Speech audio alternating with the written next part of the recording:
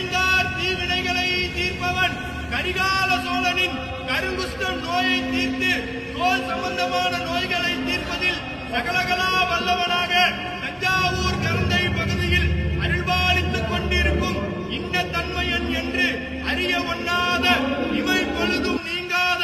கரந்தை மக்களின் காவலன் சிவபூத கணங்களின் தலைவன் எங்களின் எஜமான் பெரியநாயகி தாயார் உடனாகிய கரந்தை கருணாசுவாமி ஜொலி ஜொலிக்கும் கண்ணாடி பல்லக்கில் ஏலூர் வலம் வருகிறார் வருகிறார் வருகிறார்.